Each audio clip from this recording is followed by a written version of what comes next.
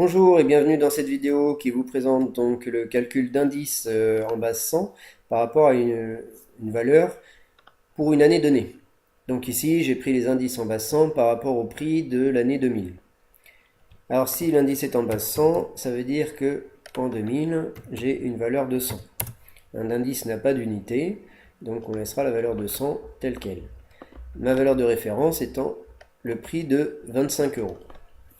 Alors pour calculer un indice, l'idée c'est de voir, de garder le même taux d'évolution quand je passe de 25 euros à 26 euros et si je passe de 100 à la nouvelle valeur que je cherche. Donc si je garde la même évolution, le même taux d'évolution, je vais multiplier par le même coefficient, c'est-à-dire le coefficient pour passer de 26 à 25. Donc pour passer de 26 à 25, je fais le quotient de B3 sur B2. Voilà, et ma valeur de référence étant 100, je multiplierai par 100. Je trouve ici 104. Donc le taux d'évolution que je vais calculer ici, si je le prends par rapport au calcul sur les prix,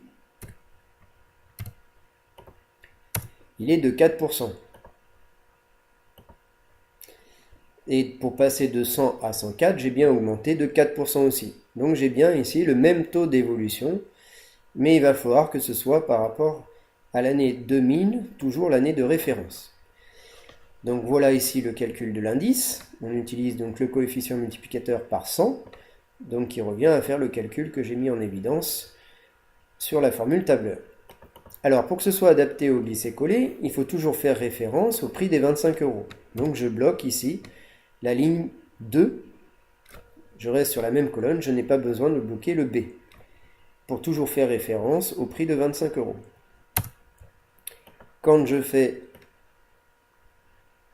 glisser ma formule, je m'aperçois ici que ça reste la formule que je souhaite en cellule D4. J'ai bien pris la valeur de 20 euros divisé par les 25 euros de départ et multiplié par 100.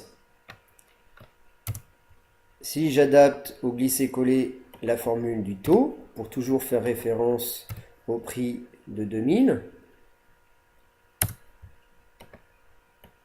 je vois ici que j'ai une baisse de 20%, donc entre le prix de départ 25 euros et le prix d'arrivée 20 euros.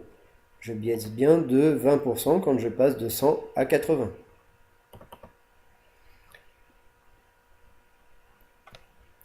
Ma formule est bien adaptée au glisser-coller, je peux glisser vers le bas. En fait, il s'agit de proportionnalité et donc on peut calculer l'indice en faisant ici le calcul D2 multiplié par B3 divisé par B2. Il est inutile...